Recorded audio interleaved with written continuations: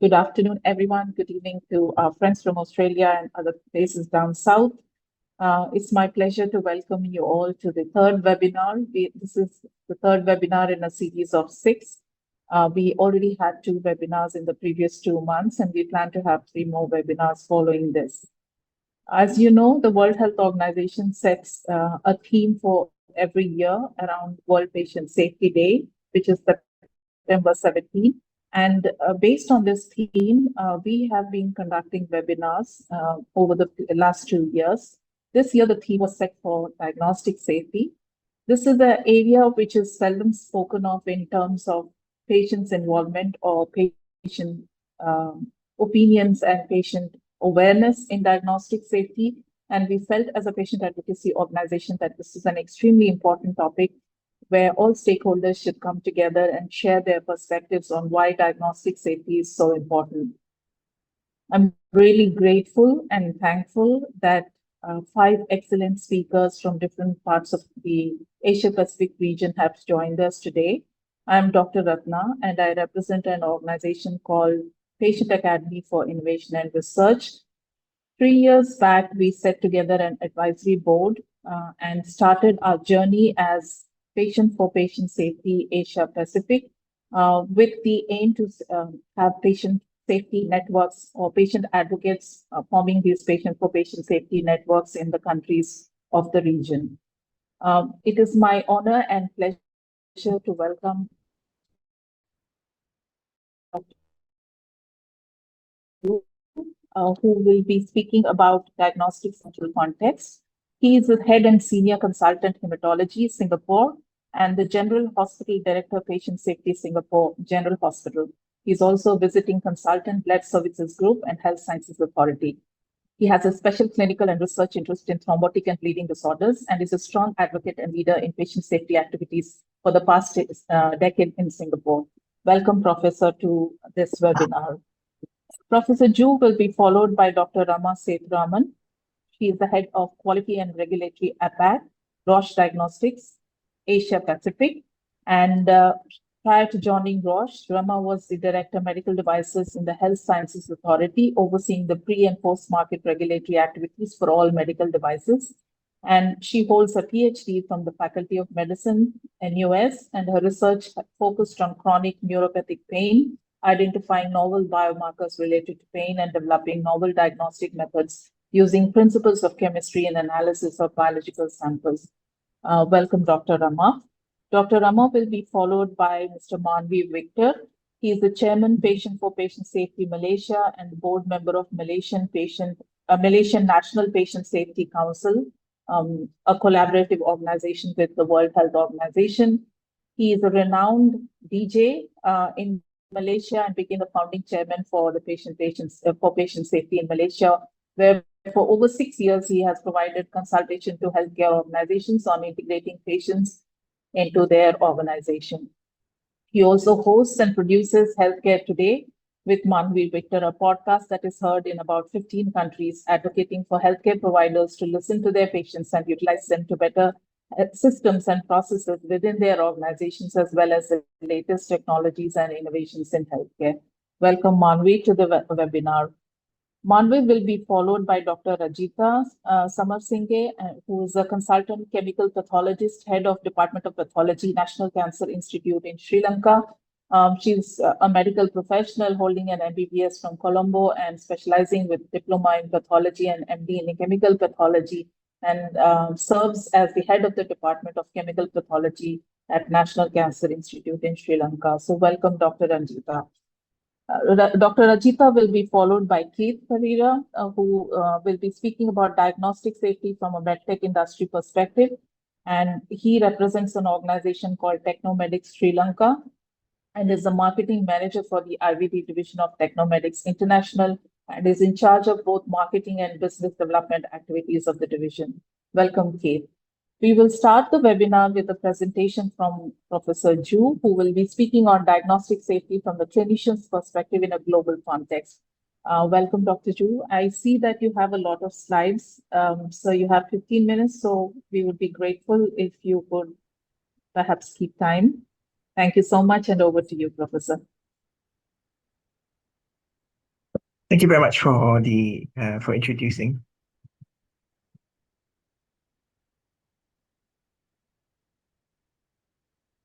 Thank you very much for the introduction and for having me here to join um, the audience as well as our esteemed speakers this afternoon.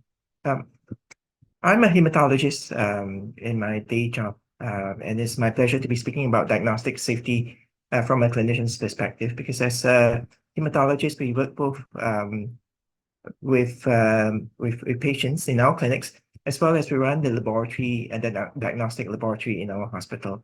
And I must admit that I'm not practically new to patient safety. I've been involved in the patient safety initiatives as well as organization in Singapore General Hospital for the past decade or so. Next slide, please. This is broadly what I'll be covering this afternoon. Next slide, please. Okay, so much of what I'll be talking is based on two seminal publications. The first is this publication by the Institute of Medicine, which is human, published in 2000, and also on diagnostic safety. There's the seminal publication, but also by the Institute of Medicine in 2015. Next slide, please. Okay. Now, firstly, to define diagnostic errors or diagnostic safety, we first of all start by defining what diagnostic errors is. And diagnostic errors is said to be the failure to establish an accurate and timely explanation of the patient's health problems or to communicate that explanation to the patient. So if we were to flip it the other way around to say what is diagnostic safety, it is then therefore the process of establishing an accurate and timely diagnosis of a patient's problems, which is then communicated to him or her, leading to delivery of appropriate care to the patient. Next slide, please. So if you look at the scale of the problem, this is a publication that was taken a few years ago, looking at the frequency of diagnostic errors in an outpatient setting, and looking at three large studies from the United States, which has a population of more than 300,000, of which the adult population is more than 240,000. The first of the paper looks at errors in diagnostic in the primary care setting, which is a proxy for acute conditions or exacerbations of chronic conditions. The other two papers look at errors that are related to specialized care in the hospital, and that usually is a proxy for serious chronic conditions, looking particularly at colorectal cancer as well as lung cancer.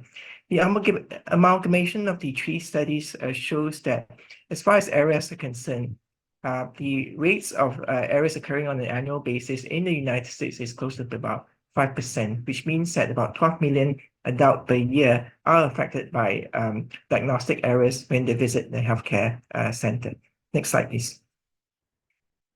So if you look at the burden of the issue, besides the 5% that was reported in the paper that I've mentioned earlier on, post-mortem examination research also shows that diagnostic errors contribute to approximately about 10% of patients' death. And if you look at hospital adverse events that were gleaned from medical records, approximately about between 6 to 17% are diagnostic errors accounting for hospital adverse events. And it's said that diagnostic errors are the leading type of paid medical malpractice claims. And if you are successful in the claim against the diagnostic errors, it is almost twice as likely to have resulted in a patient's death compared to other claims. And it's also the highest proportion of total payments that are made out to whenever there are claims against healthcare providers or institutions. And unfortunately, most people will experience at least one diagnostic error in their lifetime when they visit healthcare institutions. Next slide, please. So the types of diagnostic errors can broadly be classified into three types. The first one is a misdiagnosis. And this is a situation whereby patients with signs and symptoms are not properly explained. And it may be one where the symptoms that they present with may be vague and are dismissed either by the patients themselves or when they visit the healthcare provider who did not think that the symptoms are severe enough to warrant any further investigations. The second category of diagnostic errors is what we call wrong diagnosis, and this is where the initial diagnosis may later be found to be incorrect. An example here that we may give is someone who is actually experiencing a heart attack, but was told that the pain that they experience, which may be in the epigastric region, is actually due to acid indigestion or acid reflux. And the last category that we have is what we call delayed diagnosis, where the diagnosis should have been made earlier. An example of that would be a patient who goes for an X-ray for chronic cough, found to have nodule, which is suggestive of lung cancer, but that nodule of that finding was not picked up or acted upon by the doctors, leading on to a subsequent delay of the diagnosis of lung cancer, although there was an opportunity to pick up the diagnosis earlier based on appropriate review of the X-ray findings. Next slide, please. So as we've said, that diagnostic errors are indeed costly, and this is just an example of what has happened in Singapore itself, whereby in one of our public hospitals, the patient with exactly what I've mentioned earlier on, the nodule in the lung on chest X-ray that was not picked up, and subsequently she went on to be diagnosed with lung cancer, and because of the delay in the diagnosis, the lung cancer was diagnosed at a late stage, and she subsequently died because of the inability to provide curative option for the patient. And the hospital had to pay more than $300,000 to the family of the deceased. Next slide, please. So as you can see, a right diagnosis is a key aspect of healthcare, and it provides an explanation of the patient's health problems and informs of subsequent healthcare decisions for the patient as well as the healthcare provider. Next slide, please. So these are there's without doubt that the community recognizes diagnostic areas of diagnostic safety as an important thing. And among the top 10 patient safety concerns of 2024, as listed by ECRI, is complexity of preventing diagnostic errors. Next slide, please. So as we've mentioned, the theme for this year's World Patient Safety Day is improving diagnosis for patient safety. Next slide, please. So the diagnostic process is indeed complicated in some sense. This chart here shows you the process of coming up to a diagnosis and treating the patient appropriately. It usually starts off with the patient experiencing a health problem, whereby that patient then engages the healthcare system, and through the process of information gathering, mostly starting with history taking, it leads on to further integration of the information that is obtained through appropriate testing for the patient, as well as physical examination, and subsequently coming on with a working diagnosis for the patient. We all recognize that working diagnosis need not necessarily be the correct diagnosis. Working diagnosis ought to be changed by the clinicians to ensure that it is appropriate to the information that is gathered for the patient, and ultimately leading on to the correct diagnosis. So a wrong working diagnosis is not a diagnostic error, but it's part of the process, diagnostic process. But the subsequent final diagnosis, if it's wrong, is indeed a diagnostic errors among the various categories of errors that we've mentioned. The important part of that is then communicating that diagnosis to the patient, deciding on the treatment, and hopefully achieving appropriate outcome for the patient. In many situations, further information may be gleaned, whereby the diagnosis of the patient or the treatment options may be changed accordingly, according to the progress of the patient. Next slide, please. So it is then a relatively complex process whereby there are many members that are involved, not just the diagnostic team members, but the organization, technologies and tools that are available, the tasks at hand, as well as the physical environment. Next slide, please. And the outcomes of the diagnostic process hopefully will lead on to an accurate and timely diagnosis. But we are well aware that it is almost impossible for us to achieve 100% diagnostic accuracy. So we must always have system in place where, should there be the unfortunate event that a diagnostic error occurs, hopefully it is a near miss that doesn't reach the patient. And we recognize the diagnostic error that is at hand, and we have a system that is in place that analyzes or assesses this, and we are able to learn from diagnostic errors as well as near misses. Next slide, please. So there are various factors that contributes to diagnostic errors. This is a list that the WHO publication has provided, looking at possible causes for diagnostic errors in primary care. Many of us who are clinicians are working in healthcare will be well aligned with this. Among the first is access to high quality primary care, whereby in certain jurisdictions it may be limited due to access to lack of money, remoteness of the of the area that the patient lives in, illiteracy and travel constraint. They could also be because of the availability of healthcare professionals and specialists, which may be lacking, or may be due to some levels of competency that may be lacking in somewhat due to lack of training, our migration of healthcare expertise, as well as poor employment situations. And you may also get situations whereby the specialty expertise may not exist or may be limited in number or quality. So you only get doctors who may be trained in certain areas, but specialized care, like for example, cardiologists, and in my practice, hematologists, may be lacking in certain situations. There could also be the situation of poor teamwork, availability of diagnostic tests, whereby the test may not be available. And very important that is emphasized over and over again is communication or the lack of it, which leads on to diagnostic errors. Next slide, please. Okay, and further to that, care coordination, whereby consultations may be delayed or test results are lost for the lack of healthcare documentation. At times, as we've mentioned earlier on, there may be diagnostic test results that are available, but patients are not appropriately followed up, leading on to lost opportunity for diagnosis. And affordability of care, whereby care affordability may compromise such basic needs and priorities for food and housing may take over. We've mentioned earlier on, training of healthcare providers may be suboptimal. Here, it is not just only about doctors, but also the rest of the healthcare team, which includes the allied health professionals. And we've mentioned about availability of health information resources, for which increasingly health information resources such as the internet access and all that are vital and may not always be available in the areas that we practice. There also can be issues with cultures, which can be punitive to the healthcare provider and also to the patients, as well as the locality that they live in, that may influence our ability to provide appropriate diagnosis for the patient.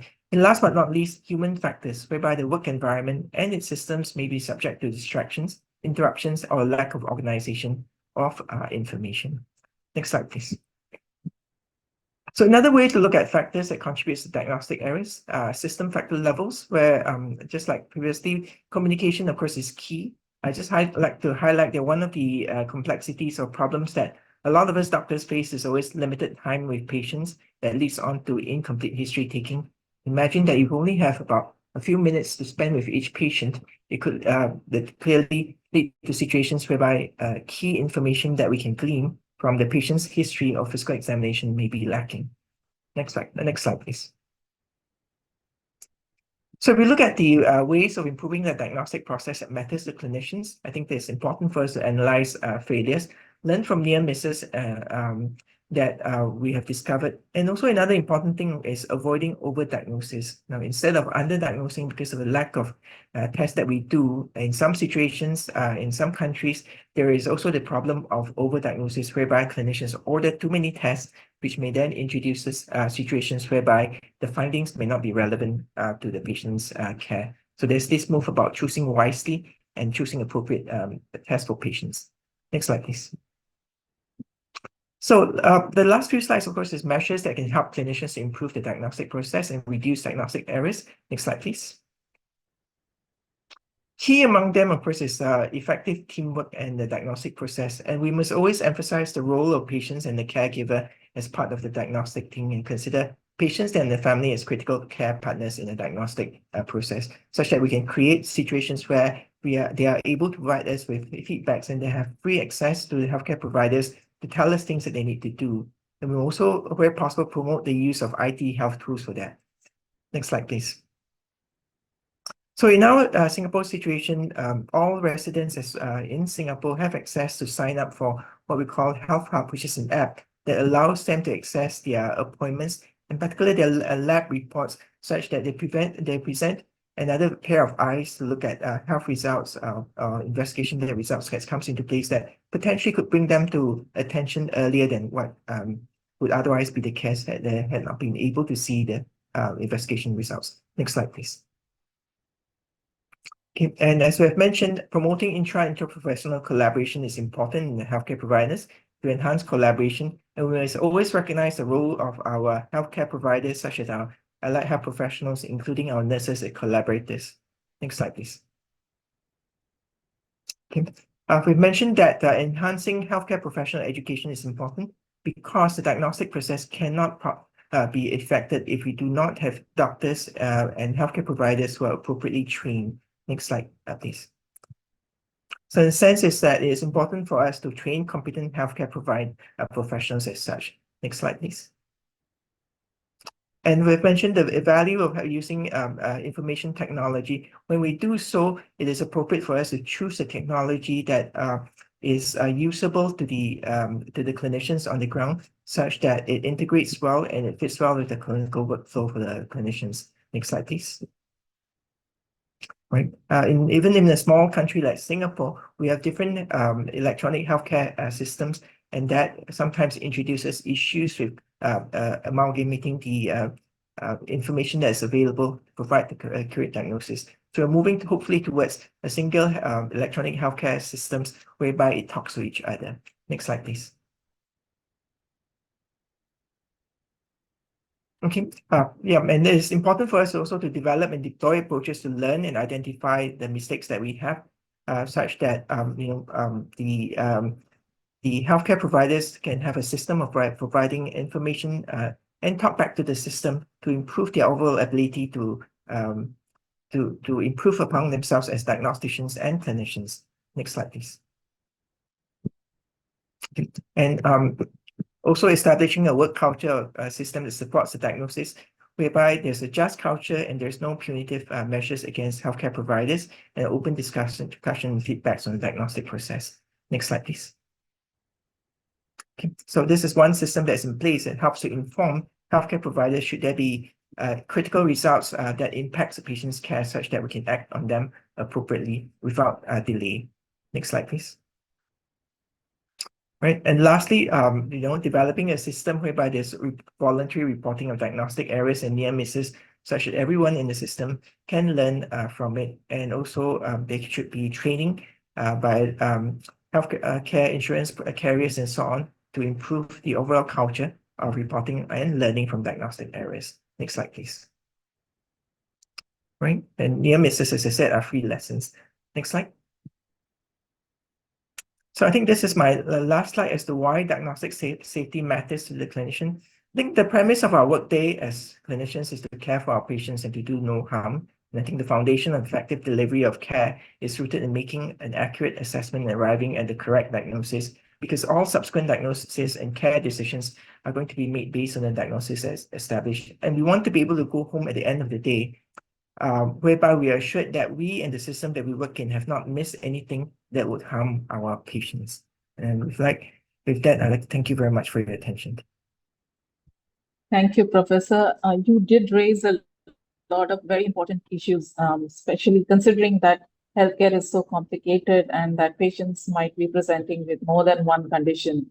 And the fact that long-term chronic conditions and multimorbidities are a reality, and many a times health teams do not speak with each other. So I do have a few questions, but I would request you to stay with us so that we finish with all the presentations, and then we can take up the questions towards the end of the webinar. So thank you so much. And I would like to now invite Dr. Rama Setraman, who will be speaking about diagnostic safety from the perspective manufacturing intravenous diagnostics industry. We know that the diagnostic industry has moved fast at a very rapid pace.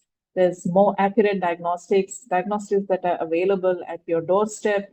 However, how much do patients know about these advances, and how do they discern between what is the one that is actually tested and is available in the market vis-a-vis things that are not really tested but still available? And what can companies like Dr. Rama Setraman's Roche do to increase that awareness? So over to you, Dr. Rama. Thank you, Dr. Ratna, for the introduction and this opportunity. I would be touching on some of the points that you've mentioned, but more from a manufacturer's perspective, what diagnostic safety means and the responsibility or things that a responsible manufacturer should by right be doing to enhance the safety of the diagnostic. Next slide, please.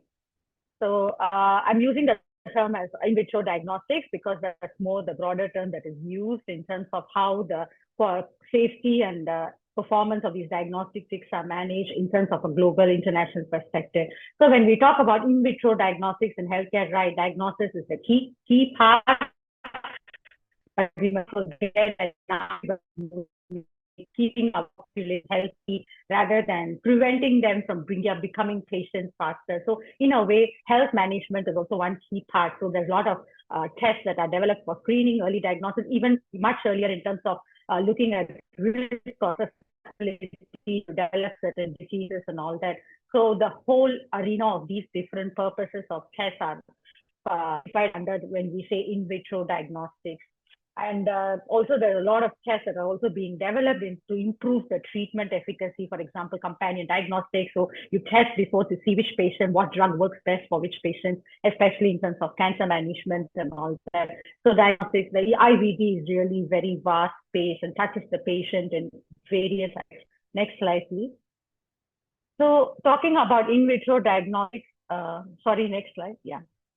So when in vitro diagnostics and ensuring their safety, first part is understanding what are the risks associated with the in vitro diagnostics from a regulatory viewpoint and from a manufacturer's viewpoint.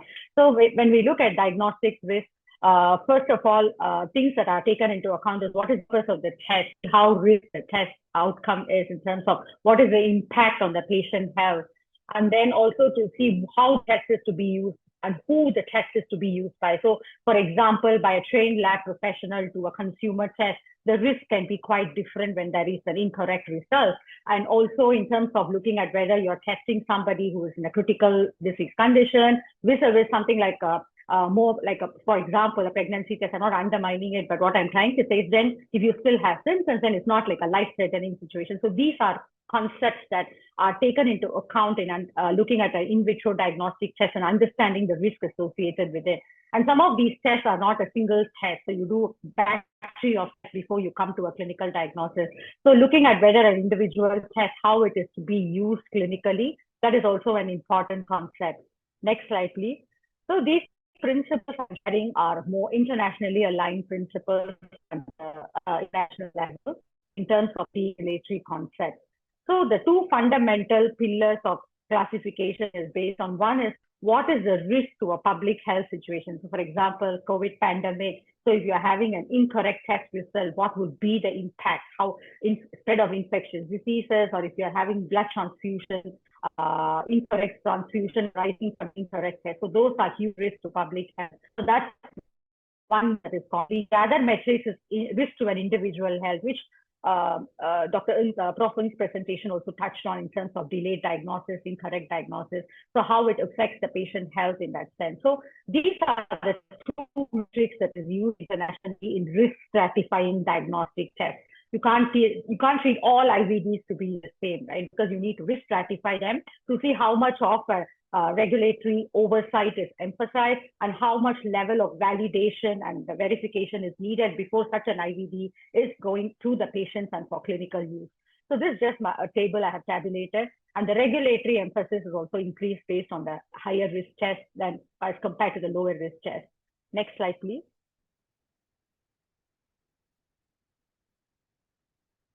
Then as we talk about in vitro diagnostics and the risk, coming to the key part of my presentation, which is what is the manufacturer's responsibility. So the key responsibility in terms of the manufacturers to ensure that we are delivering safe and effective tests for their patients is that first is the manufacturers are design and manufacture these IVDs under a robust quality management system. So when we say quality management system, there are international standards that tell exactly what the quality checks, quality of the in place when manufacturing in vitro diagnostics.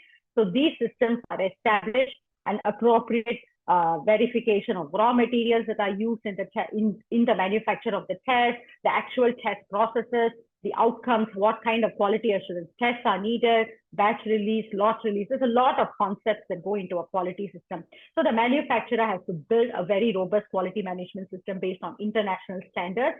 The key standard for this is ISO 13485, so that's important.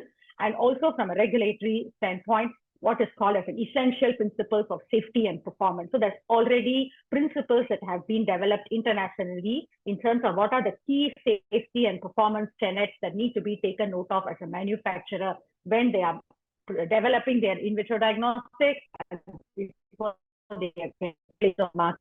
So this is called essential principle. So all of these include various fundamental testing, validation, clinical data, etc. So there's a lot of concepts there. So the manufacturer has to make sure that all these are taken care of and conform to before they bring the test over for a regulatory approval process, and then of course to the patient.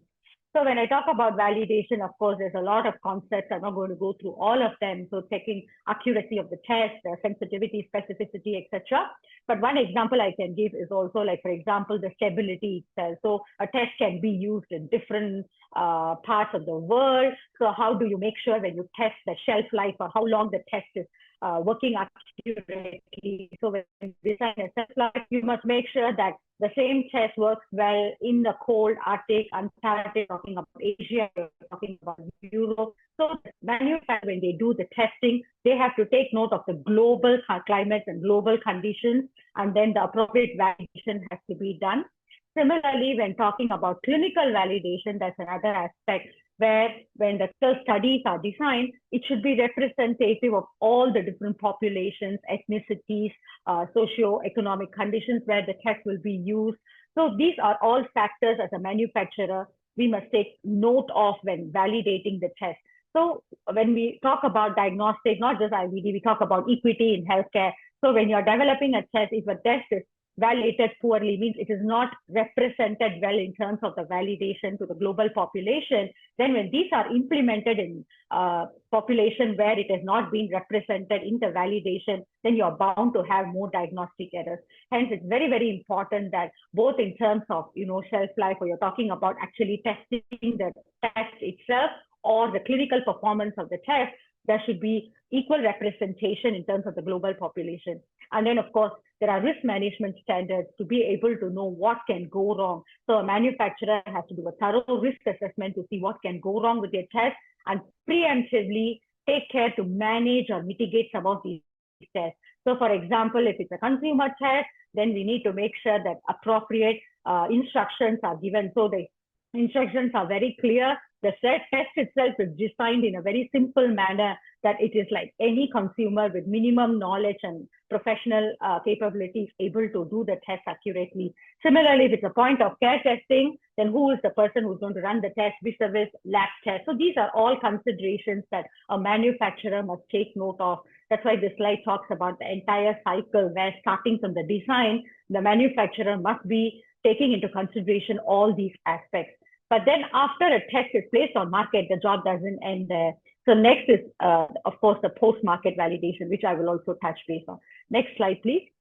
So in talking about clinical evidence, I already touched on it and about why it's important to have a good representation of the global population in the clinical setting.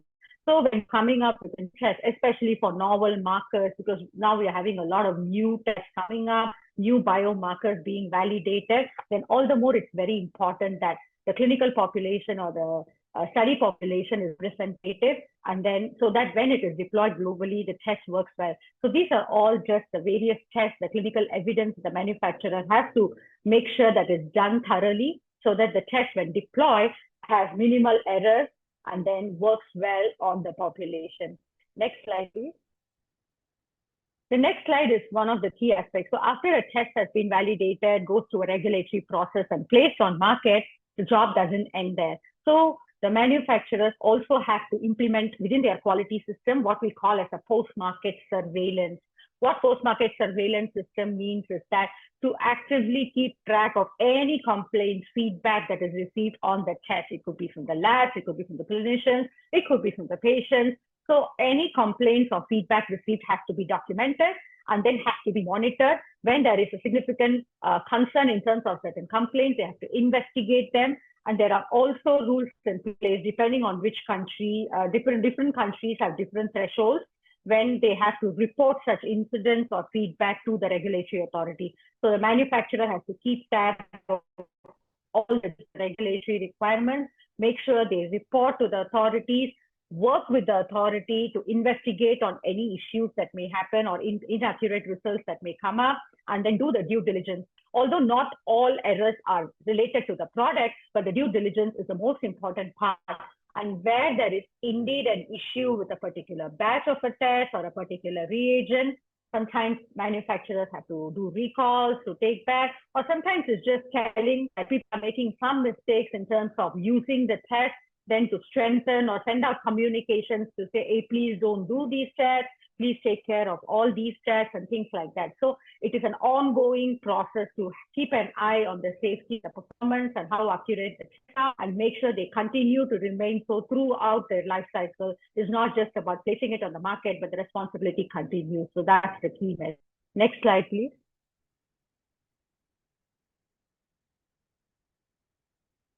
So this is my favorite slide because I was a regulator before this. Now I'm on the industry. But irrespective of where we are standing, this is something that we need to always keep in mind, both from a manufacturer's viewpoint or a regulator's viewpoint, is that, okay, we are placing the device. A regulator is about approving a test for use, right? But then when you see post-market issues are coming, it's very important. The regulators will keep an eye, investigate, work with the manufacturer. From a manufacturer's perspective, yes, I have done my due diligence. The test is placed on our market, but then there are certain errors that's coming. You see certain trends of complaints that are being received, then quickly jump into action, perform the investigation, and then where necessary, work with the regulators to do some additional steps, maybe send out some communications, or then sometimes the test is put out. Like, for example, in the COVID-19 pandemic, when, the antigen test, the rapid test, they were very, very useful, effectively used in terms of for self-testing. But then there were also certain challenges along the way, like, for example, in Singapore, there was along the way a lot of communications that was sent out through the ministry, through HSA, to make sure that there were some errors that were coming up, to tell the users or the consumers that, hey, please take note of this when you do the testing, refrain from using certain specific actions, store your tests appropriately, many different types of things. So this is intelligence that gains. So like Prof. said, the signals are very key opportunities. So when you see that there are certain near misses, or you see that something went wrong, but then it didn't impact the patient, but don't just keep quiet. So that's always the message from a regulatory viewpoint, is that if in doubt, just report, investigate to make sure that it doesn't happen again. So that's something that we have to, as a manufacturer and as an ecosystem. So the manufacturer cannot work alone. So the manufacturer, with the users, with the labs, with the regulator, form this wonderful ecosystem where all of us, when we collaborate and work closely together, number of these incidents or incorrect results can be reduced, and in some cases prevented if we can also share information on certain near misses or certain pitfalls that we see when a test is actually implemented. Next slide, please. So when we talk about diagnostic safety or from a regulatory pathway perspective, before I jump to that, I also want to quickly have a slide on innovation. So we are talking about traditional diagnostics, right? We always talk about sensitivity, specificity. It's quite saying it is for this particular purpose. But now diagnostics is growing, and there's a lot of newer applications, like we're talking about next generation sequencing. So you sequence the genome to see whether a patient is having certain specific mutations, to already know, to see what could be the drug that would work for example, in terms of cancer, in terms of various other genetic conditions. And also, like, we say point of care testing is increasing more and more. This is very, very vital, especially for remote locations in certain countries where healthcare is not easily accessible. So you can't always have big laboratories always, but then if you have effective or a very accurate point of care test, then the healthcare can even reach remote patients effectively. So in that sense, the technologies like microfluidics are really advancing. So it's making point of care testing even more accurate and more sensitive. So these are very interesting developments. And of course, I touched on companion diagnostics, where you can have particular patients' genome or profiling, and then you can talk about, you can pick up which test will work, which drug will work better for which patient. Sometimes it's not about which works effectively. Sometimes to also find out patients who may actually have adverse reactions and don't administer them. So that also increases patient safety. So there are different ways how diagnostics are developing and getting more and more involved in terms of clinical decision making. Not to talk about multiplex assays, like we say, you can have a single multiplex assay for COVID, for influenza, for conditions with similar symptoms. You just do one test and you're able to say there's an influenza, whether it's a COVID and things like that. And of course, digital pathology, AI, using histopathology slides, reading it using artificial intelligence software, etc. So these are all innovations. But as we talk about innovations, we always challenge the fundamental concepts of what does you want to talk about sensitivity, specificity still, or you want to move on to talk about other concepts, what makes more sense for these innovations. And the only way that we as a community can give these effective therapies to reach patients safely and effectively, and only thing that we need to do is mainly to collaborate. So for manufacturers, when we have this technology, talk to regulatory bodies, talk to the authorities in advance, be very transparent about what you're working on, to share ideas and to get information on what probably would be the best validation for a test, for example, instead of you're doing your own things. And then when you go back to the regulatory process, then you're going to be delayed. And because of that, the patients will have late access to these useful therapies. And also working with the regulators, having the test into the market, but then it doesn't end there, like I said, also build a very good ecosystem and a rapport with the users, clinicians, practitioners, patients, depending on what test we are talking about, so that we work as a community to see how we can pick up and understand risk faster, then make tests even more effective and safe for the patient. So that's what is the theme that I think we should work towards, especially for innovations like these. Next slide, please. So I was touching on the concepts, the traditional concepts of quality, safety, efficacy. We always talk about in terms of medical devices, in vitro diagnostics. But I think one of the additional key pillar that I always think is important, even when I was a regulator, we always used to talk about this in HSAs, accessibility. So if you're going to look at, yes, it's very important that the tests and the products are safe, of good quality and efficacious. But then in the process, if we deny timely access to patients where they can benefit from some of these technologies, then it defeats the whole purpose. So how, as a community, we can work together to say, okay, safety, quality, efficacy, and also bringing accessibility into the picture to make sure that patients can have access to accurate and also safe diagnostic tests in terms of their health management. So that is something that we need to build on as a community. And also, like I shared earlier, in terms of innovations, I think the most important way to work is all of us have to find this agile way of working in terms of talking to each other more closely, but not wait for everything to be perfect, because then it may be too late. So see how we can work in a more agile way, collaborate, and then to see how we can bring some of these future-ready workflows into place so that patients can have access to safe diagnostics much earlier. Yeah, thank you very much. Thank you, Dr. Ramo. Very, very, informative, especially for someone like me who doesn't know much about this particular sector. And I was looking at digital pathology and AI, and thinking about how I received a notification from my healthcare app saying that I can have my blood pressure and heartbeat readings by scanning my face on the app. So, but as a patient, it sometimes makes me wonder how accurate those kind of readings would be, and whether there is some system that actually tells you that these kind of apps are something that are giving you genuine readings. So I have a couple of questions, and I'll come back to you once we have all the presentations done. So thank you so much for that. It was very informative, and I hope we can have a follow-up session where we are delving a little more deeper into IBD and especially for patients and patient groups. So thank you so much for joining us today. We will follow Dr. Rama's presentation by Mr. Manvi Victor, who will be speaking about diagnostic safety from patients or patient advocate perspective. And over to you, Manvi. The floor is yours. Thank you so much, Dr. Ratna. It's good to see you once again. Thank you, everyone, for giving me the opportunity to just come here and share a point of view, hopefully from the patients that is very important. Obviously, as we're looking at different perspectives, I came back to trying to understand from a healthcare point of view. Obviously, we're looking at it from diagnosis. I liked what Professor Ng was sharing about the near misses is a great opportunity to learn. It comes back to understanding that there is a no blame culture.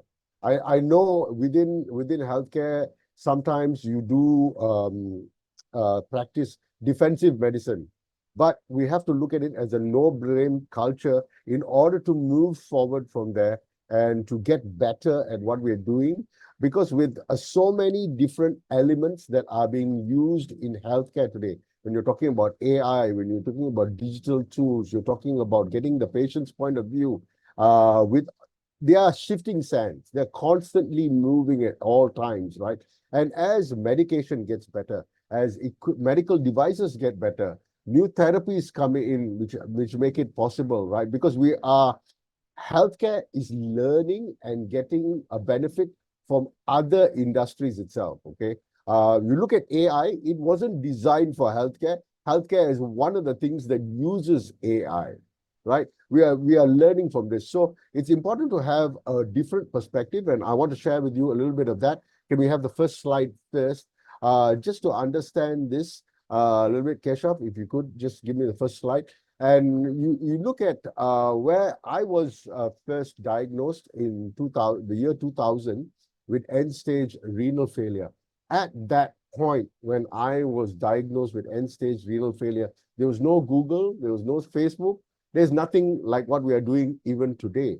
So my access to information came from my doctors, who, upon me prodding them and irritating them, I feel, asking them so many questions, they gave me voluminous books to read, of which, obviously, if you've anyone of here who's ever read a medical or clinical book, it's in Greek to me. I am not from healthcare, right? So I had to learn.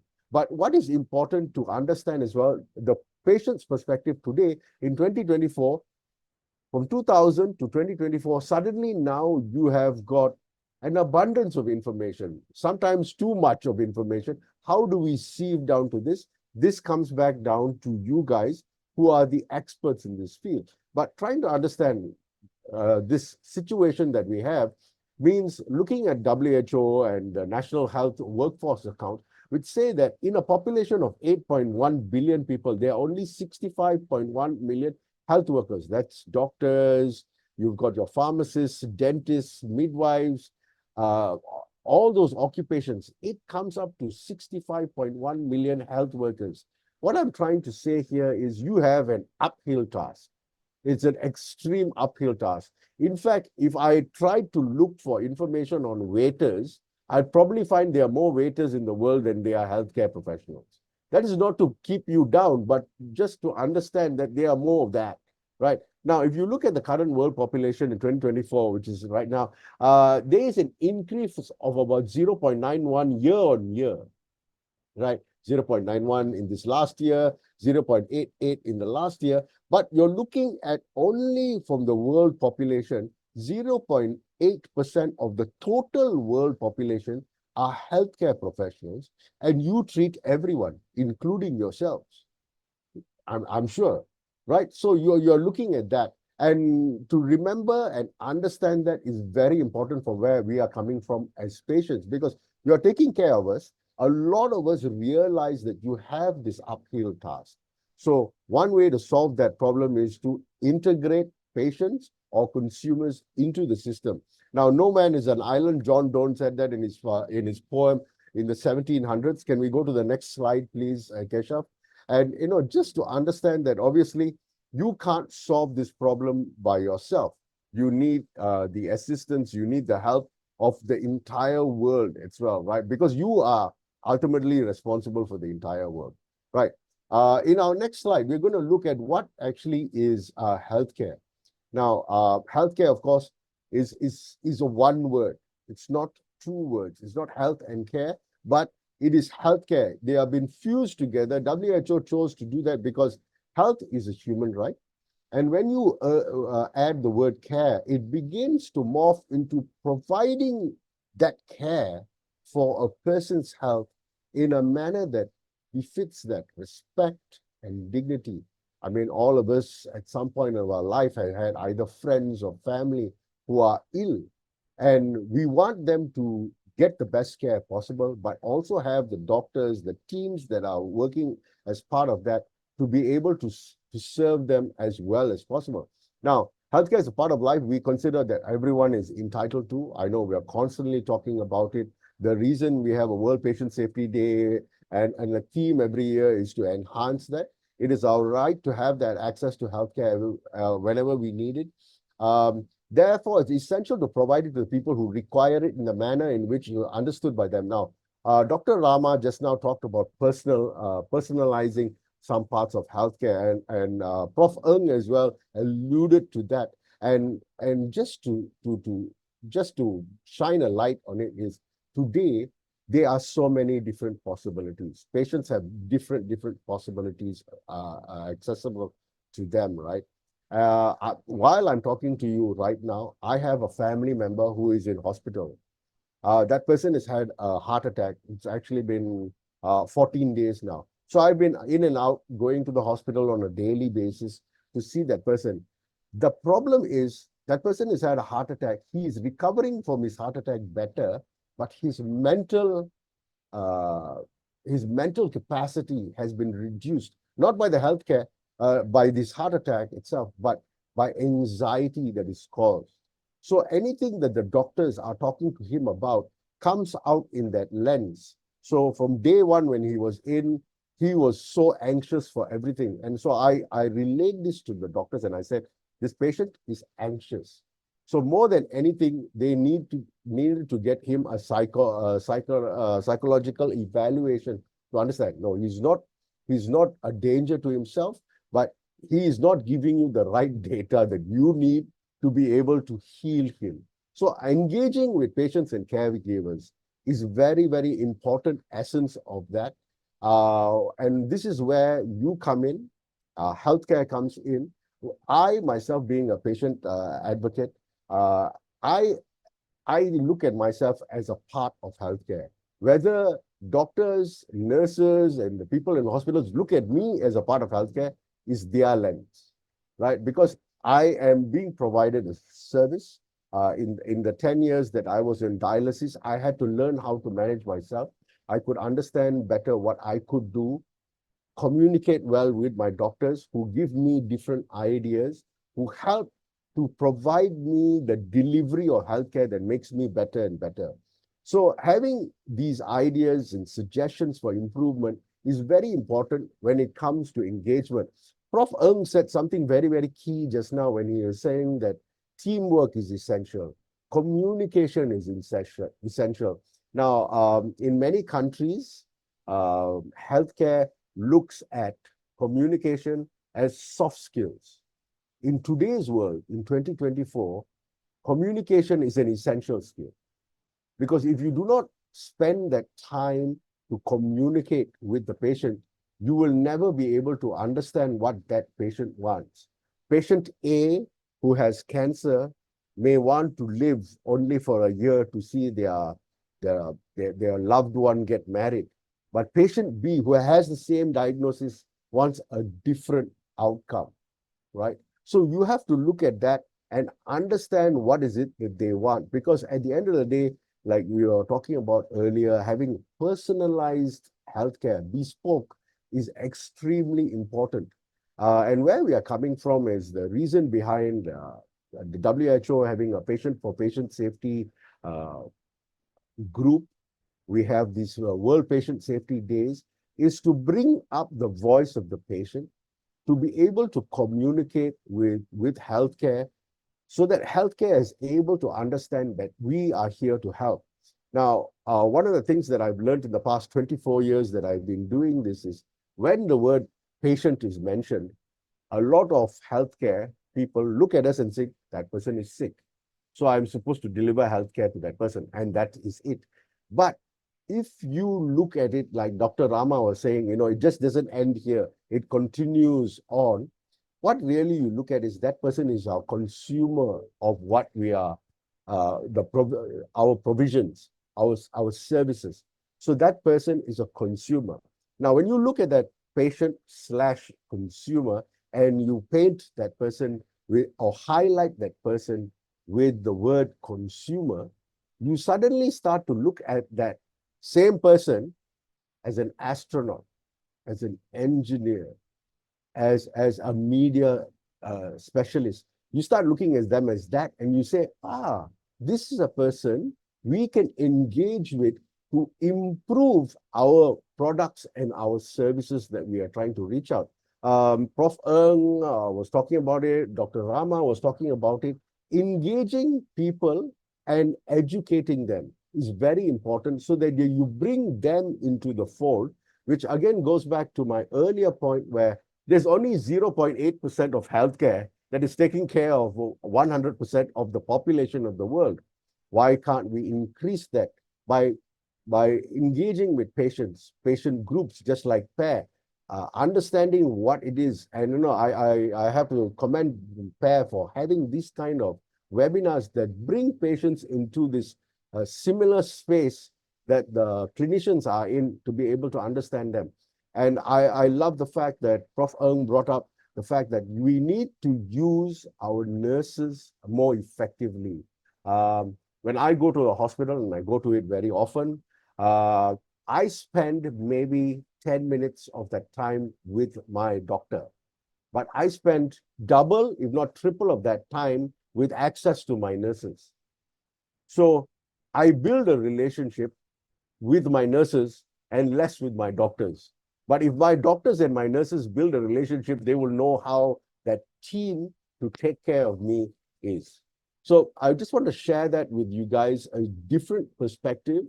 I hope something that works with you all. And I am happy to take any more questions a little bit later. And thank you very much once again, Dr. Ratna. Thank you, Manveer. You are excellent as usual. Thank you so much for sharing your perspectives and for bringing the patient, voice into this webinar. So thank you so much.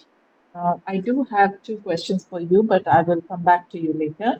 I would now like to invite Dr. Rajita Samasinghe, who is a pathologist, and she will be speaking about diagnostic safety from the large diagnostic centers perspective. So over to you, Dr. Rajita.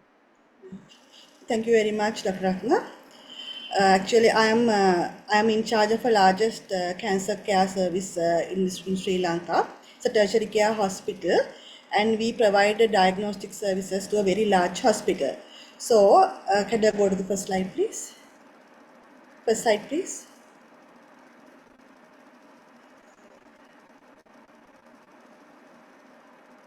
Can I have the next slide, please? Vikas, can you make this full screen and go to the next slide?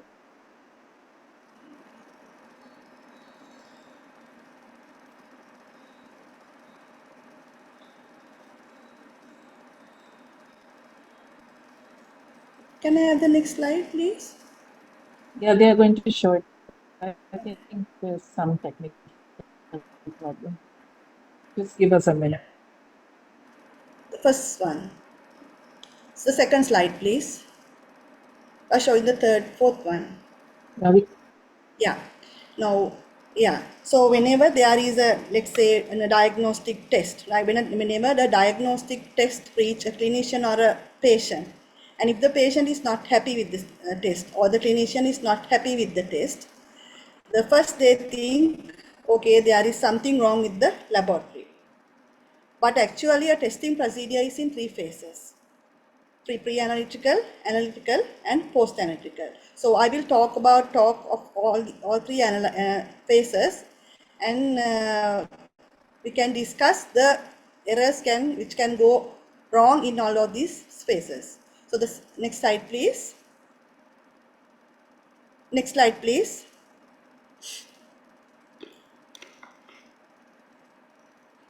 Can I go to the next slide? Vikas, can you go to the next slide?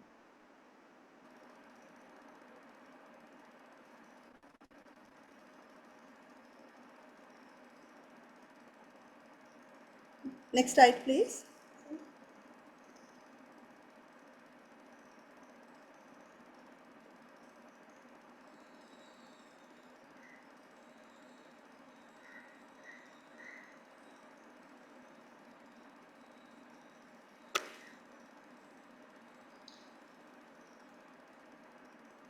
No, I want the third one. Third one. Yeah. Yeah. Now errors can occur in all 3 phases, but surprisingly, Majority of these, close to 70% of these errors occur in the pre-analytical phase. That is, even before the sample reached the laboratory. Next, so we'll see how these errors can happen. Next slide, please. Yeah. So starting from the test request, like if the clinician has not, as the first presentation said, if the clinician has not taken time to get the history properly, talk with the patient properly, leisurely, sometimes a wrong test can be requested. For an example, we get requests for PSA for female patients. So for no known reason at all, so that's the wrong test requested from a wrong patient. Then wrong patient identification. This is very common in wards, especially in Sri Lanka, especially where the nurses before like in the morning they label the tubes or they label the tubes and take the tubes to the bedside and take blood. But these tubes, there can be mismatching. Sometimes they can add the sample to another patient tube. Then patient preparation. Lot of testing, we require a lot of patient preparation, starting from fasting and starting from avoidance of certain drugs and time of collection. Some sample testing we require to get the sample in the morning. Some samples has to be taken in the night. Some sample has to be taken when the patient is lying down, resting, without turning. There are a lot of patient preparations which should be adhered by the nursing staff in the ward. So they have to be educated about all these.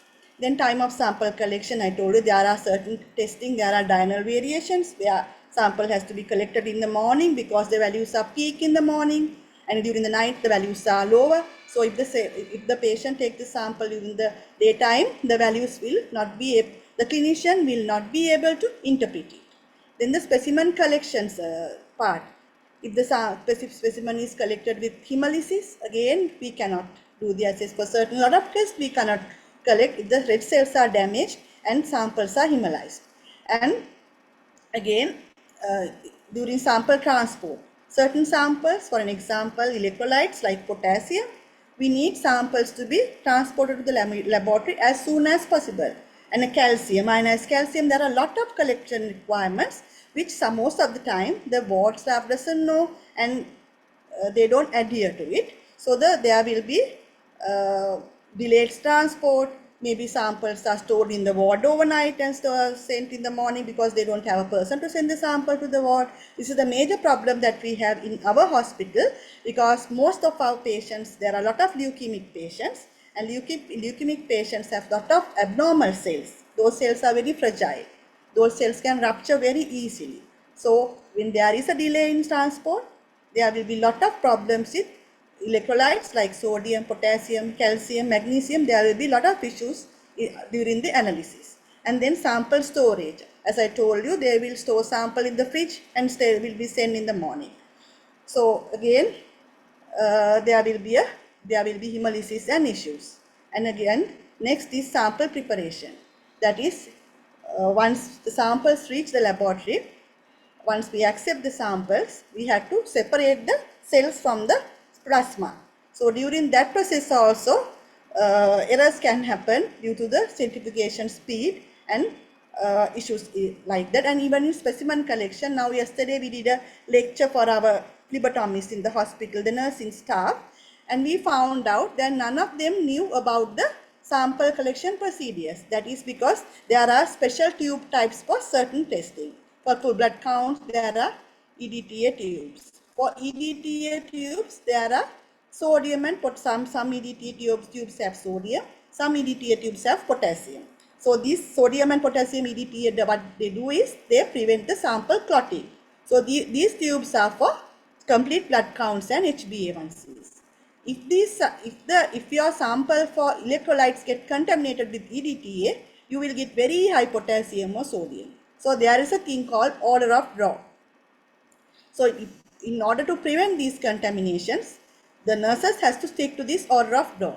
So this never happens. So we get lot of samples with this collected into wrong tubes or contaminated tubes. Next slide, please. Yeah, so what have we done to prevent these? So actually now if our hospital doesn't have barcoding system in the phlebotomy stand. We barcode samples only after samples are collected into the laboratories. But in the private sector in Sri Lanka, this barcoding is done in the phlebotomy itself. So what they do is when they are taking the sample, they recheck the patient's identity by either asking the name or the birth date and check with the request form. So patient by patient, we have asked the nurses at the phlebotomy to do that. Then we have to do a continuous training, not just once. We have to refresh them regarding sample collection and processing, how to collect the sample properly without hemolysis, what are the correct tube types to collect, what is the order of draw, and what are the time frame that you have to send the sample to the laboratory. So just not once, we have to do the retraining and checking whether they are aware of it. And then we have to distribute guidelines on patient preparations. For those special tests, the patient preparations, we have given guidelines and we have given them in printed form to the wards, so the nurses are aware of what drugs to withhold before testing, what is the duration of fasting, etc. Then in the specimen acceptance counter, we have guidelines on sample acceptance and rejections. If we see a sample is not matching with the request form, if we see the sample is not filled appropriately for the tube, we reject the sample and get the board to send another sample. And then finally, in the preventive measures, having a barcoding system indicating sample collection and time and the patient's identity, which is done to prevent the patient misidentifications. Next slide, please.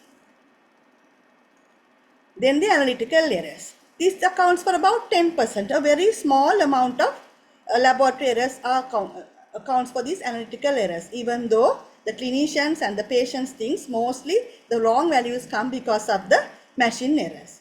So basically analytical errors occur due to faulty instruments and expired or poor quality reagents. Now when we talk about reagents, you know, this part of the analytical process is the most expensive part.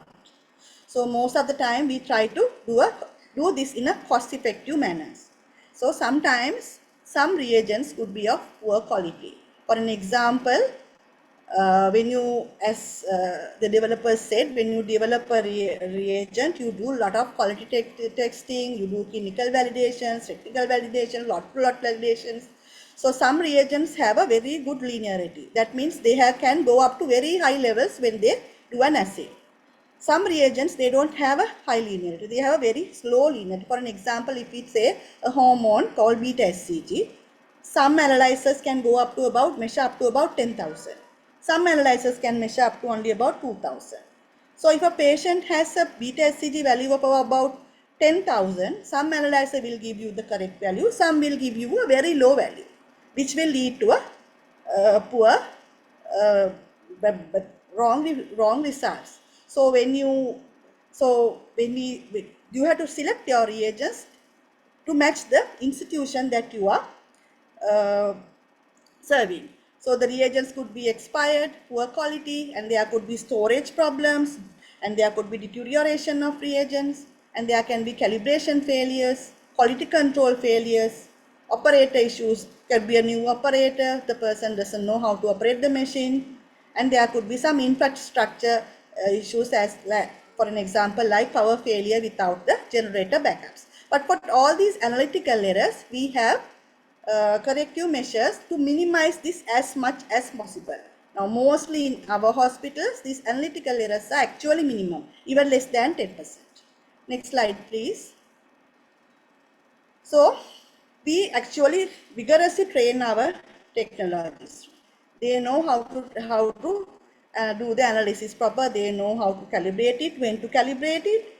They know how to put the IQC, how to read it, IQCs and all. And we have given authorization for a senior person to handle the machine. He or she is the total the analyzer and the analyzer function and everything is his total responsibility. And he has to, if something goes wrong, he has to be responsible for that. Then we have maintenance and calibration schedules. So none of the analyzers goes off without calibrating. We have maintenance logs. So by the due date, the maintenance is done properly. And we have quality controls, which is internal quality control, which we do daily. That's a mandatory thing for all the laboratories to have quality controls. That is, internal quality control is something that is done daily. High and low known serum are run and find out which we know the value, and we find out whether our quality control samples are within the range. And we have some sets of rules. We chart them, and every morning the consultant or a senior MLT check the quality control charts. And if there is a failure, we look for the root cause. We don't run the samples unless the quality controls are within control limits. And if external quality control or EQCs, we send samples to outside independent sources, and they analyze our sample. They send a sample to us. We analyze it. We send the value to them, and they analyze and give them where is our accuracy, whether we are accurate or not. And all, even our laboratory, the big laboratory, all of them should have a well-maintained storage facility. That is a cool room to have store the reagents which require these mandatory temperature ranges. And the other one is the power backup. All the laboratories should have a generator backups. Next slide, please. Then the post-analytical errors. That is, report issued to wrong patient or wrong ward. That is again what sometimes we get samples with request forms without the ward being mentioned. So we don't know where to send the report. So that report is kept in the laboratory. Sometimes the report are not legible.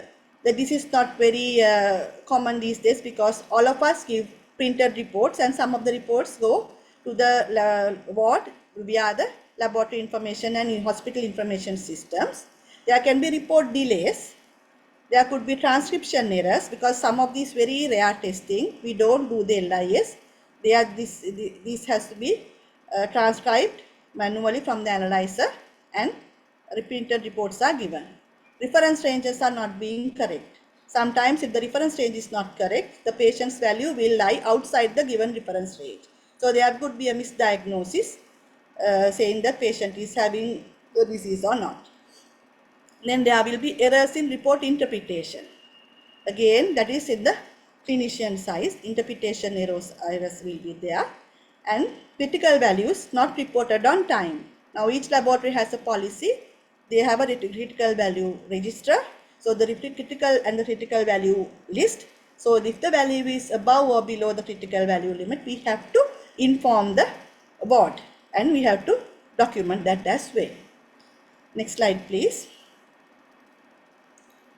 Yeah, to minimize again, most of the reports are transferred through laboratory information system and hospital information management systems. Now, most of the private laboratories in Sri Lanka has this. So, the barcode is generated at the time of the payment is made, and the patient report is sent to the patient via an email or through an SMS.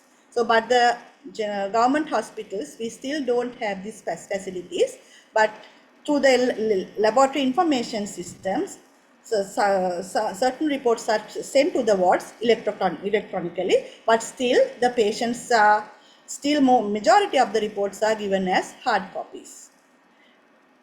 Other one is now here in our laboratory to improve the quality of the reporting, there are two validations going on. One is technical validation, other one is the clinical validation.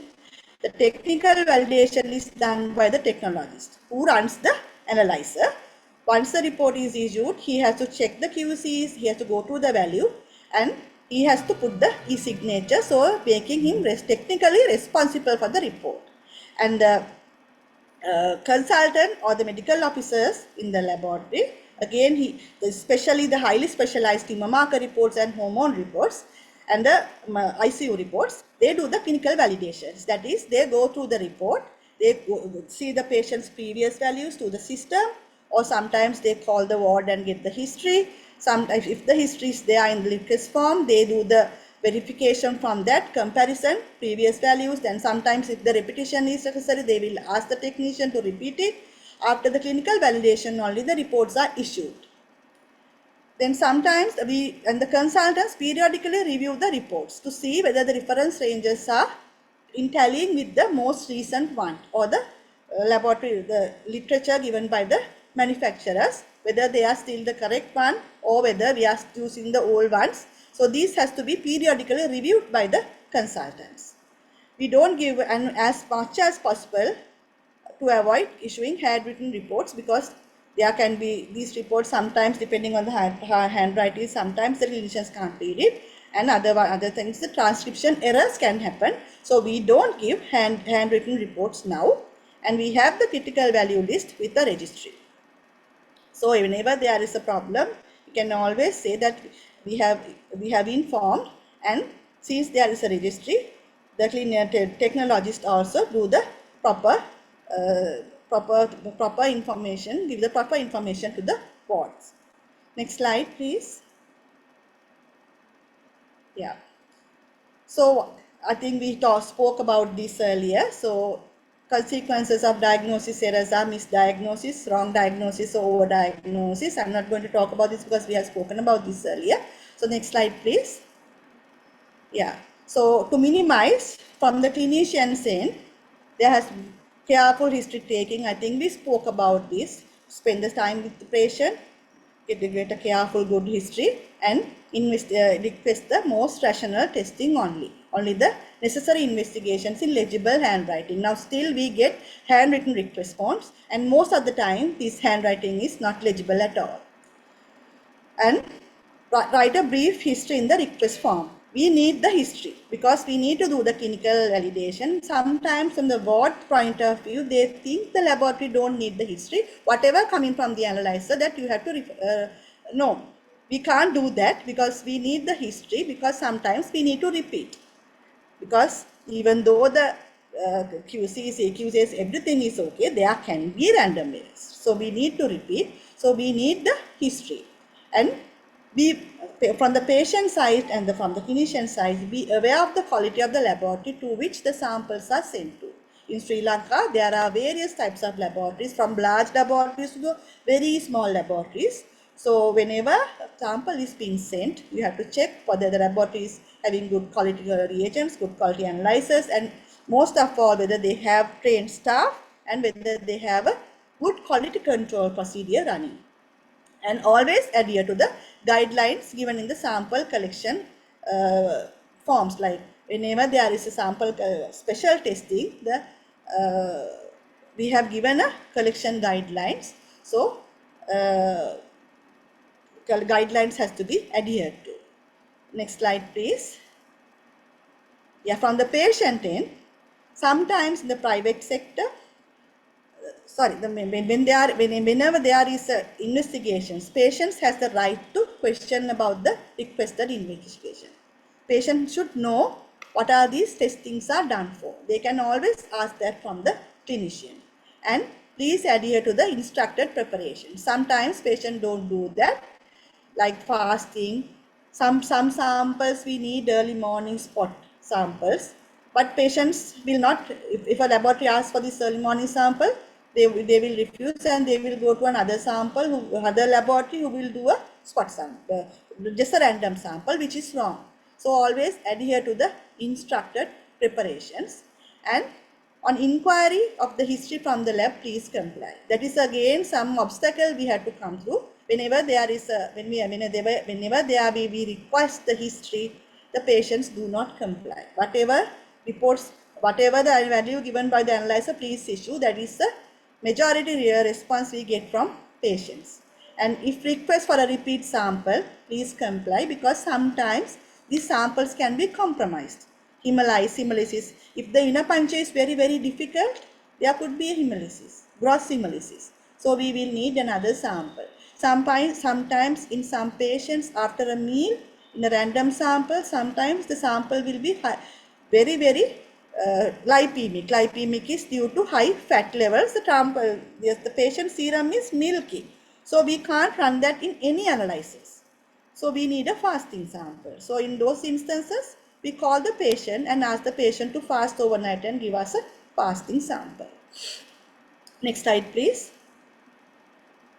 Yeah.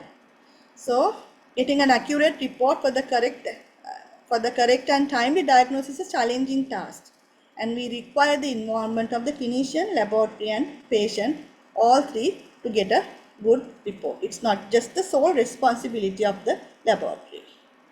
Thank you very much.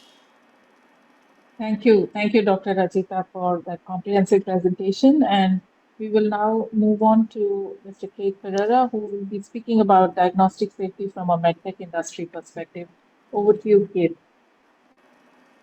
Hi, Dr. Thanks for the introduction.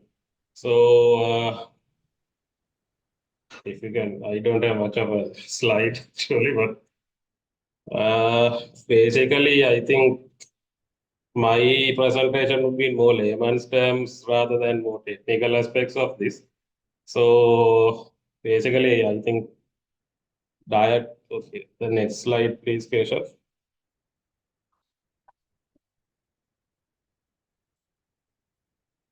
Keshav, could you please switch to the next slide? Yeah, just give us a minute. Yeah, so while he Sure. moves to the next slide, perhaps you can continue to speak. Yeah, so basically, I think my first point would be on the next slide, what diagnostics is. So, typically, as you know, it refers to a clinician referring a patient to do a certain diagnostic test, which may be related to the IVD side, or in case of radiology, maybe a report that is needed, like in case it's invasive, we can take it as a blood sample, like in hematology, where you do a full blood count or something like that, or a case of biopsy where the patient through a surgery, maybe a tissue sample may be taken out and done in a histopathology side of the laboratory, or non-invasive, like in you do a ultrasound or a MRI scan or CT scan.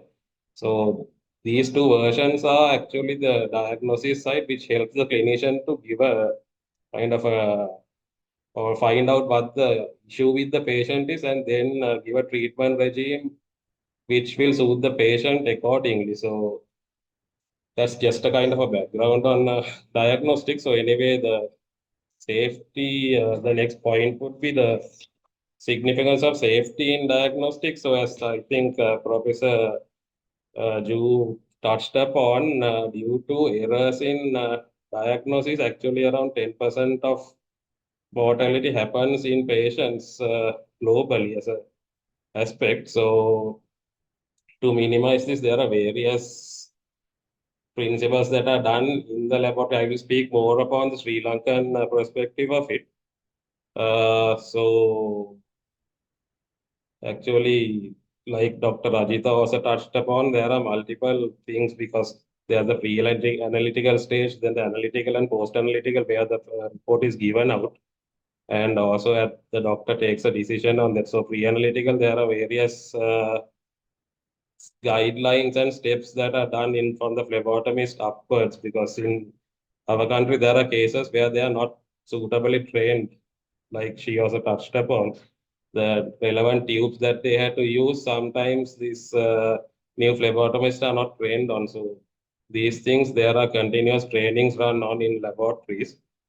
And also this actually, the safety point of it is also the regulatory process as well. And the registration of the products, then also analyzers in our perspective, we are as an importer and distributor, we have to maintain the machine from our side. And when the laboratory kind of says that there's a problem with it, our biomedical engineers have to attend to it. And with the guidance of the relevant medical laboratory technologist and the specific consultant who is in charge of the lab, they inform our guys what is the issue with it. So then they had to sort out the problem, because they, as Dr. Ajita also said, there are two versions of quality control run in a laboratory, which is called the IQC, which is the internal control, which is actually supplied by our manufacturing company, which I can't specify names, but it is done by the manufacturer. They give specific values, which the test has to be within range of that. If it exceeds, that means there's an issue with it, and immediately it has to be rectified. So normally daily, there's a standard protocol for keeping the results accurate. The laboratory usually runs the low, medium, and high sample with the quality control which is there. And then through that, they find out whether the test result accuracy of the analyzer is good. So that is a safety feature kept in to keep the reports accurate that are going out of the laboratory. And also the thing called EQC, which is the external quality control, which is normally done by a global reference laboratory.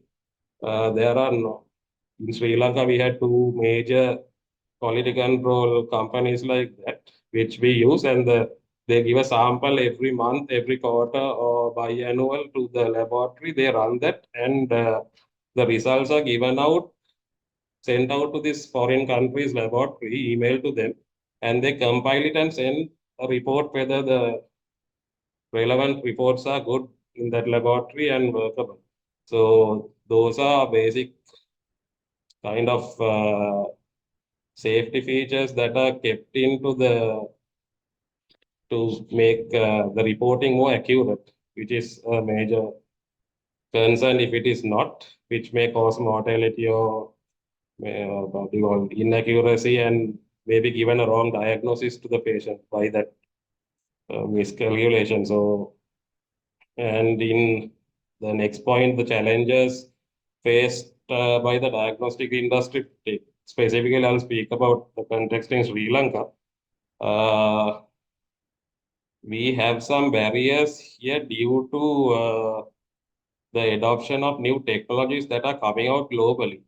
So the thing is, it is mainly due to one thing is the cost, because we are categorized as a low to middle income country. So adapting to new technologies, which are probably more easily available in USA and maybe European markets, it takes time to come here, because as a policy decision, the budgets allocated towards this from our government point of view is not on the higher side. So technology development is a little slow to come. So, and the other point here is also some areas in primary healthcare, we have weaknesses because some areas are pretty inaccessible because of the road networks and all these things. So sometimes patients tend to skip being diagnosed by laboratory testing, probably because due to the lack of accessibility and laboratory systems in those areas, there is a weakness that sometimes is just a kind of a empirical treatment being done there. So they are not kind of accurately given a treatment for their condition. So which is, we are trying to improve that over here, but it's taking a bit of time due to various economical conditions here as well. And the other one, as an importer of products, is because some of the laboratory reagents have to be maintained at a certain temperature point. So logistics, because most of the stuff is also imported here. So we have to maintain exact cold chain. So there are points where there are delays. So we are trying to improve internal transportation methods from those countries to here and to the relevant laboratory locations, so that these are related to the reagents which may get not up to the standard it should be. So these are all improving. Actually, we are not a new market for diagnostics, but due to certain cost issues, the uptake of new technological advances are a bit low. And so, and also our regulatory processes, which are slow, but these are kept in good place, because even hospitals, they have to basically adhere to certain guidelines, like for manufacturers, the ISO 13485 is mandatory, These are, and the CE mark. Then for factories that we get down, they have to have the GMP process. And FDA standards, they have to be adhered to. So these are looked into very clearly by, we have a thing called the NMR, which is National Medicines Regulatory Authority. They look into all these processes before approving a product because we have a very strict regulatory process, which keeps products that are coming into the country at a very clear point of quality. So rather than just importing stuff, because medical products deal with human life, so these are strictly enforced over here, which is a very good thing now because I know certain places which machines can be just imported in. But here the NMRA strictly enforces quality assurances, and also this is monitored by the hospitals as per se. The hospitals have to get a accreditation like the bigger hospital chains in Sri Lanka, called the ISO 15189, which is specifically for the hospitals to get. So this shows that they have the processes all accordingly in correct systemized ways, where the reporting and all other steps in the medical, what you call, reporting segment are good, where the doctors have what you call kind of trust that their reporting is good, and thereby the patients benefit because they have a assurance where the safety of their reports that they get for clinical decisions accurate, you can see. Then I think some points are touched upon which I want to speak. So innovations and tech coming up.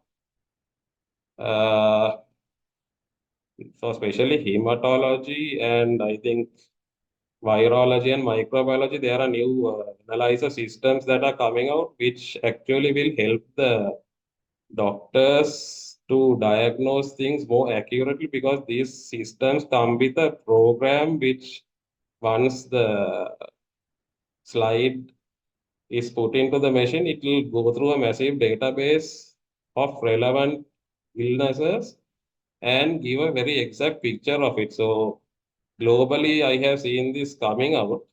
It may take time to establish here, but these also will give a better analysis to the doctors because there are some symptoms that are similar to each other. So these AI-based systems that are coming out, which are giving more accurate details to the doctor. So these all feature in actually end of the thing, giving more safety to the patients by correct results and reporting. And also software systems where like I think Dr. Rajit said our government hospitals don't have a hospital information system, only the locally based lab information systems which are there. So if it was given to kind of like a larger hospital based system, then there can be data analytics done where patient groups can be identified which have certain symptoms or treatment methods they may need. So it's in private sector, it is of course there, and it's helping out because newer, larger multinational companies are coming out with these analytic software systems which are not directly linked to their machines, which are helping out with new methodologies and treatment methods actually.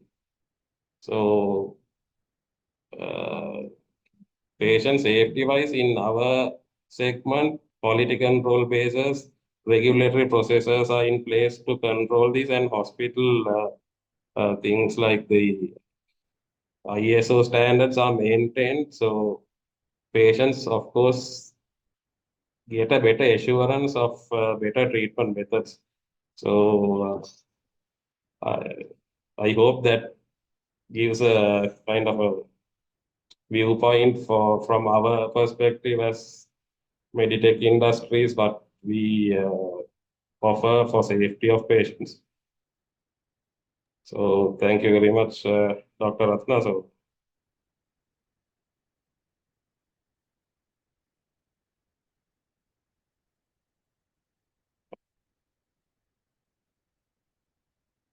Thank you very much. I hope that was clear. Yeah, thank you so much, Kath. I think there is some network glitch at Dr. Ratna's side. No, actually, in our side also there's a bit of a weather issue here, so network is not up to standards. I think ma'am is here. Ma'am, yeah. Yeah, thank you. I'm sorry, I think I got booted out. So thank you, Keith, and welcome back to all the panelists. We are over time, so I'll just restrict my questions to two. My first question is to Professor Yang and Ju. And sir, you mentioned that there are 5% of diagnostic errors in USA based on data that's being collected from patients there. Is a similar system existing all over the world? And is data on diagnostic safety really robust in low and middle income countries or in the developing countries? And what can be done to make it more stronger? Well, I think the frequency for which diagnostic errors happens probably very much mirrors what has happened in the States, if not even higher in various countries, both developed as well as less developed countries. It's just that we don't have currently such a robust system of assessing what the real frequency of such diagnostic errors are. And if we do have such kind of systems in place, we clearly have a lot of things to learn from them. I think one of the ways that hospitals or healthcare institutions can implement is actually a review of their data, which kind of comes in two forms. Number one, either by way of voluntary reporting of the clinicians when they encounter situations whereby they may either be a near miss or an actual diagnostic error that takes place. But we do understand the limits of self-reporting, because the culture of self-reporting is very important. And in many situations where a diagnostic error occurs, people tend to, even if the clinicians themselves are willing to discuss this with their superiors, most times it doesn't get to the point where it's recorded in the system and shared across the institution to be learned by other healthcare professionals. And as we mentioned, that is a lost opportunity to avoid the repetition of such kind of errors. The other way of picking up errors is if we have the time and the commitment to go through individual cases, medical records, and so on, to be able to pick up such cases. That is tedious, and that potentially could send sometimes the wrong messaging as well if you do it once too often to healthcare providers, because they feel that they may be intruding into their professional sphere by doubting the capacity or their ability to make the correct diagnosis. Long and short of it is that, as you have asked the question about the frequency of such errors that happens, my sense of it is that it happens every day. And even for myself, as an experienced clinician who has been in practice for the past 30 years, I continue to make mistakes in terms of the diagnosis of my journey of making diagnosis for patients. And my only wish, or rather, my one wish or my one prayer, if at all it is to hope that I do not make such mistakes. And if and when I do make such diagnostic errors, the system is robust enough such that there are safety nets that are in place to pick up such errors before they actually reach the patient. So I think our focus as professionals with concerns about diagnostic safety is not so much of trying to weed out diagnostic errors in every sphere of our practice, but more so of to put in place systems where we can each support one another, such that when we do make mistakes, as we are all bound to do, there is something in place that prevents such errors from reaching the patient eventually and disadvantaging the outcomes of the patient in respect to their healthcare journey. Thank you, Professor. Those are very encouraging words. Thank you so much. I have a follow-up question for Dr. Rama. Professor said that there are systems within hospitals to pick up errors. And I know that having worked in patient safety, we have national pharmacovigilance programs and material vigilance programs to report medication errors, etc.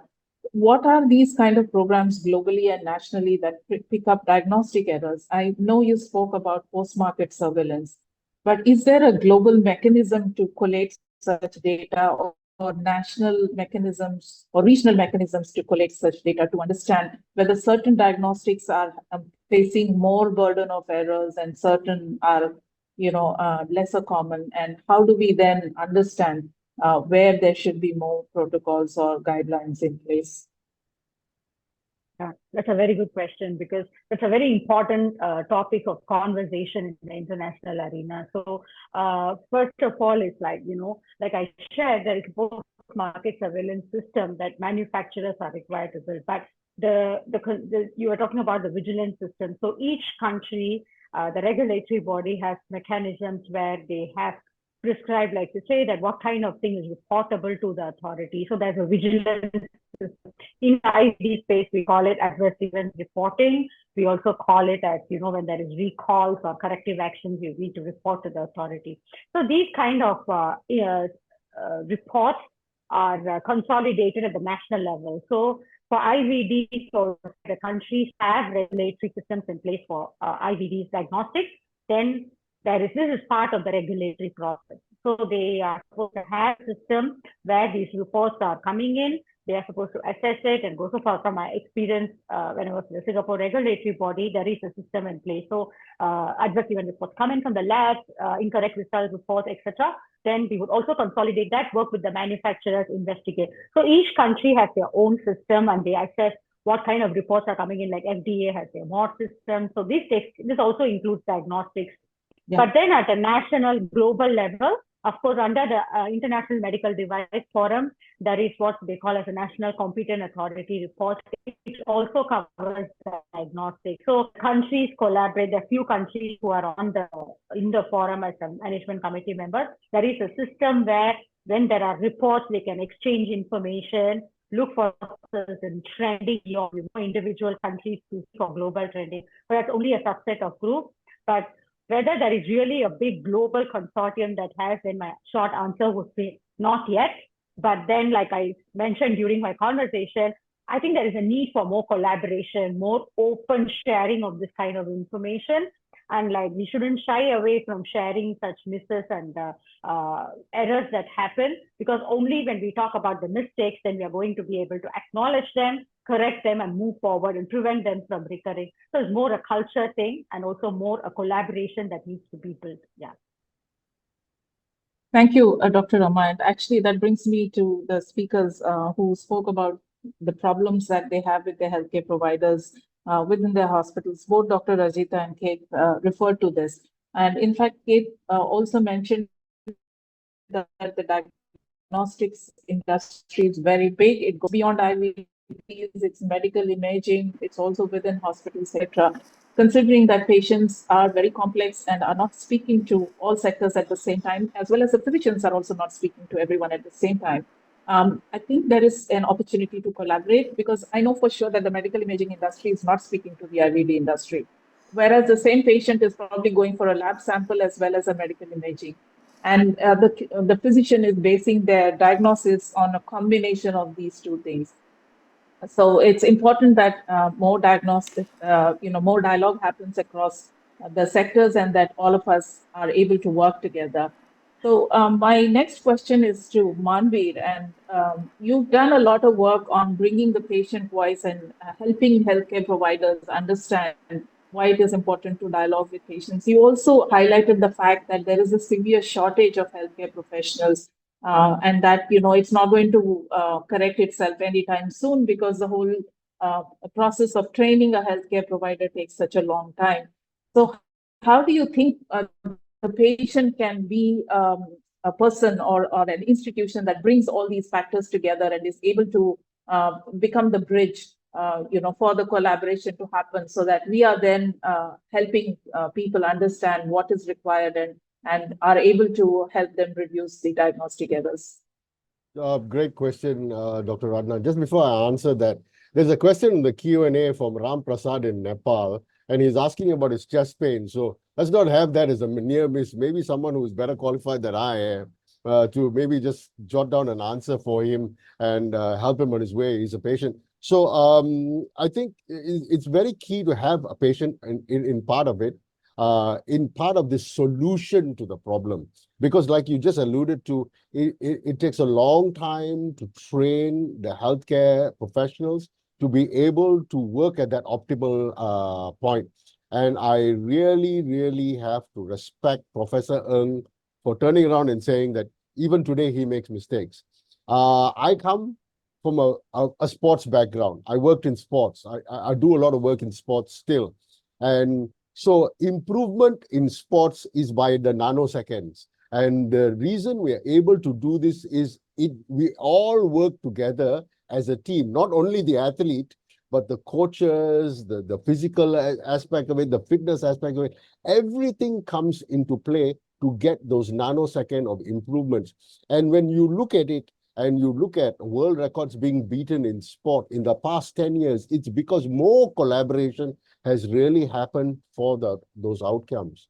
So the way to it, obviously, is to utilize the patient/consumer who is an expert in several different fields. I myself work in digital media, so I understand how information needs to be disseminated to large populations, understanding them anthropologically, culturally, to be able to reach them. And that is an asset for any industry. I am being used by a lot of politicians. I don't see myself being used by enough healthcare at this point, So people look at politicians and they say bad things and they do bad things. So we, as the tool, can be utilized for something good. It's similar to AI that is being integrated into healthcare. There are so many new technologies that are coming, not built for healthcare, but have a use in healthcare. So to be able to understand that, I think it takes a different kind of a person. And it is not a person who is medically trained, right? Whether you're a nurse, whether you're a radiologist, whether you're a doctor, this is a whole different part of the brain that is more in tune to. I cannot do what my doctors do. I cannot do what my nurses do, right? But I can help maybe shed some light and send the message across to a mass population. Here in Malaysia, today, a report just came out that we are #1 in the world for having the most obese people. It's not a great thing, but the report just came out a couple of hours ago. We're #1 in the world. Apparently, 16% of our population is obese, and apparently half of our police force is obese as well. So these things make the politicians are now looking to us and trying, how do we disseminate this message out? So it is basically a healthcare message that they are trying to send out from a political point of view. So again, it is using the people that you have around you who have different kinds of expertise to achieve the outcomes that you want. At the end of the day, if you get less patients coming into the hospital, that means the people are healthier. And that is what we all want, right? Thank you so much. I hope I answered that question well enough for you. Thank you. Thank you. Yes, you did bring it all together in a very nice way. So, and I just saw the message from Sayang, who has said communication is key. So I think all of us need to speak a lot more. I'll just end this by saying that Dr. Rajita and Keith have thrown a lot of perspective on the need for continuous education, especially for people who are collecting the samples, transporting the samples, and the frontline healthcare workers who are sometimes forgotten in this whole chain. And it's very important that they are brought to the front and center, and communication with them is also a continuous process. So thank you everyone for joining us today. We went a little over time, but I think we brought in a lot of very good perspectives from different stakeholders. Have a great evening and a great afternoon. Thank you everyone once again. Thank you, everyone. God bless. See you. Thank you all. Thank you. Bye-bye. Thank you. Bye. Thank you very much.